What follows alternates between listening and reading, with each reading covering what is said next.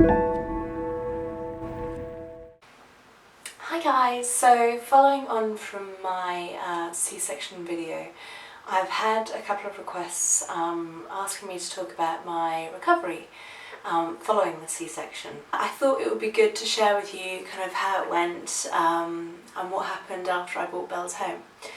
So I was really lucky. Like, the team at Frimley were absolutely incredible.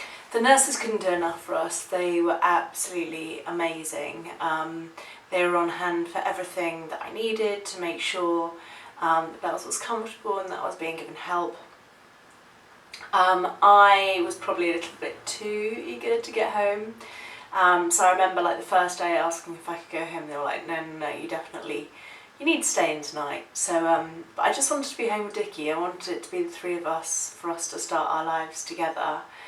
And I was kind of really excited for it to be us and Bells, so that I felt like nobody was judging us.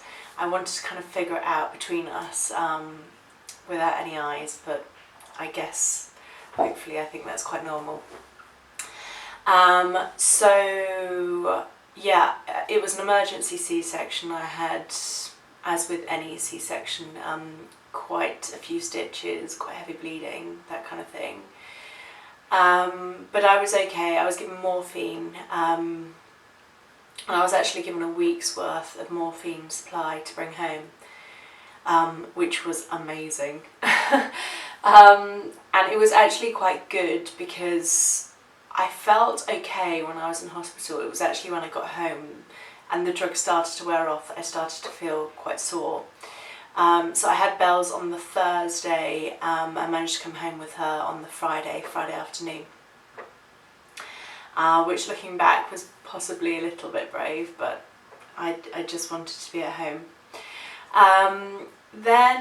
So the next day, I'll never forget, the next day, I hadn't drunk throughout the whole time that I'd been pregnant with Bells, so Dickie had bought this really lovely champagne that we were going to toast, and we were going to have breakfast, and everything was going to be lovely. And so out on the table were 2 glasses of champagne, and the door knocks, and it was the midwife, and I just remember thinking, oh my god, they're going to think we're such alcoholics.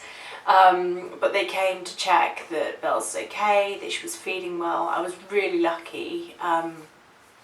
She took to feeding immediately, so I didn't have to worry about that. But I did feel pressure when the midwife was there for her to feed properly, and so I actually ended up more stressed. I think it ended up a worse situation than when it was just the two of us feeding naturally at home. And I was really lucky in that I then went on to breastfeed her for 9 months. I'm definitely not against bottle feeding. I think you have to do whatever works for you, but I was just super lucky that it was really easy, and I'm quite lazy, and it was just convenient, so it worked really well for us. Dickie, being a pilot, only had 2 weeks off, which had to be booked as holiday, and she was late arriving, so we were in the unfortunate position that he had to go back to work on the day, which isn't great. You wanna be Americano, Americano, Americano. You were born in Italy. Used to living alla moda. But if you drink whiskey and soda, all you do is think of ski. You dance the rock and roll. You play it baseball. Those cigarettes you smoke leave mama broke. They should only make you joke. You wanna be Americano, Americano, Americano. You were born in Italy. Don't you know it's not New York City? Okay, Napolita. You wanna be America, you wanna be America. My stitches, it started to swollen, so I phoned the doctor, the receptionist. What is it? The doctor, the receptionist, the aunt, the cat, she decided that there was no way.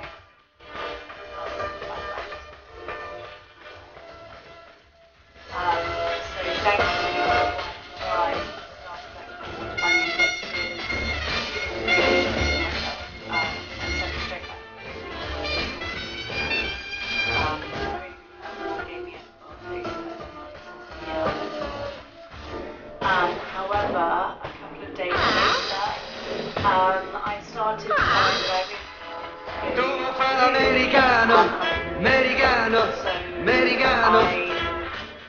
la beghi do papà, tu vuoi vivere alla moda, ma se bevi whisky e soda, poi ti senti disturbato.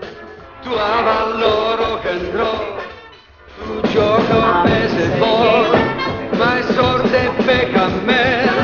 Chi te li dà la borsetta di mamma, tu vuoi fare l'americano, americano, americano. Ma si nati in Italia, sento a me non c'è sta niente a fa. Ok, Napulita, tu vuoi fare l'americano, tu vuoi fare l'americano. Whisky soda rock and roll, whisky soda rock and roll, whisky soda rock and roll, whisky soda rock and roll. And not being fully mobile, dragging a catheter around everywhere, and I was just really embarrassed. To this day, one of my most mortifying memories, and I think you just accept it when you go through childbirth, you realise that your dignity has gone out the window, and you're a lot more forgiving of situations that you find yourself in. So they'd given me a catheter, which I wasn't expecting to have. I'd gone in with leggings on, so there wasn't really anywhere for it to hide, but I managed to kind of tuck it inside of my leggings and to pop my top over the top of it. And then I got out to the car, and I remember stepping up to get into the Range Rover, and I just felt this warmth, and I just knew immediately that it was something had gone wrong, and it turns out that all the tubes had disconnected. So I had to go back into the hospital, literally looking like I'd wet myself, and I remember just sobbing in the car park, Dickie just saying, like, I'm just so mortified, I want to be at home, I don't want to be going through this.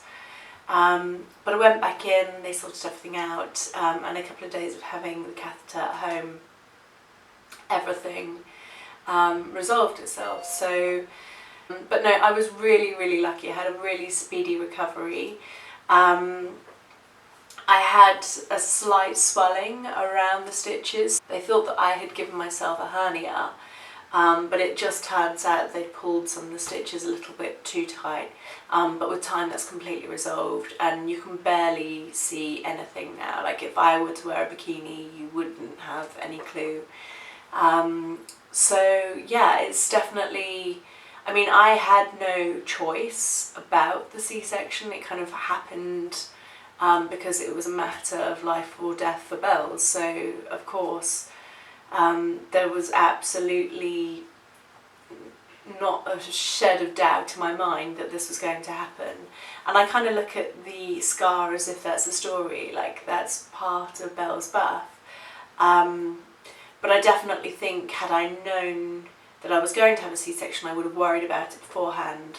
But hopefully this will put your mind at ease if you're going to be having a C-section, that actually recovery can be easy and not pain-free, but it doesn't have to be completely hideous. My experience, even though I had some complications, were totally fine.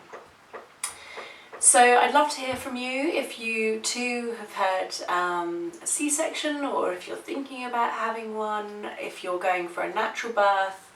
I kind of think that I would like to have a natural birth if I were to have a second child, just to prove to myself that I can do it. It's still irritating me. But that's it for now. Thank you for watching. If you like the video, by the way, please give it a big thumbs up and be sure to subscribe. Thank you so much.